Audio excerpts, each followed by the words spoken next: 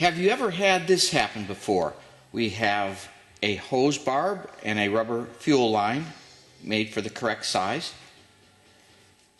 It goes on easy enough, but then when you go to take it off,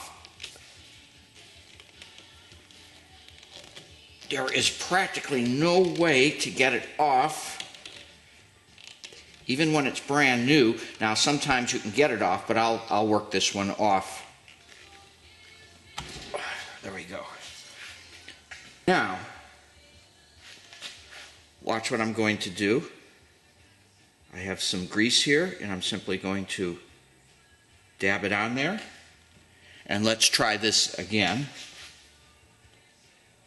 Goes on, and now it comes off a lot easier. You might say, what's the big deal?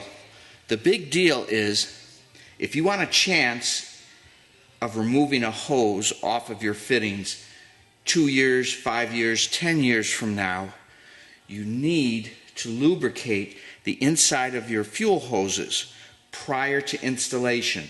The extra few seconds you give this now will prevent you from having to cut this off or ruin something if you need to perform maintenance and remove the hose.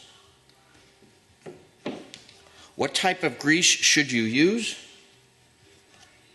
A silicone-based lubricant. Now, you don't have to use this brand. The point is, if the grease is silicone-based, that's what you want to use because it won't attack the rubber and will last a long time. You can also use what they call O-ring grease, same type of thing. It's based on a silicone compound. And other type of greases should not be used, as they may actually attack the rubber over long periods of time.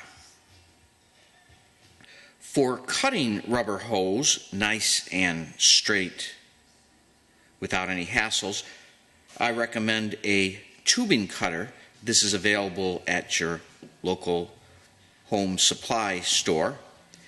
Effectively has a sharp cutter,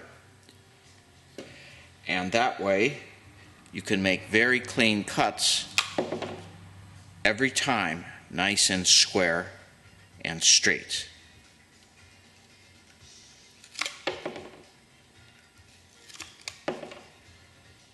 Given a choice of clamps to use on your fuel hose, try to avoid these worm clamps. They are convenient and they really do have a wide range of grip. But for a much more uniform grip on your hose and to protect your hose, use what we call fuel injection clamps.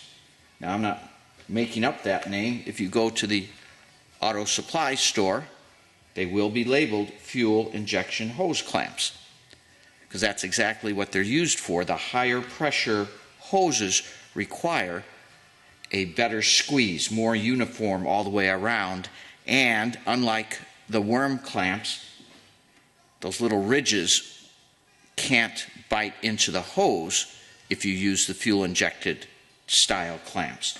So overall, these types of clamps are superior in their function of holding your hose onto its connection.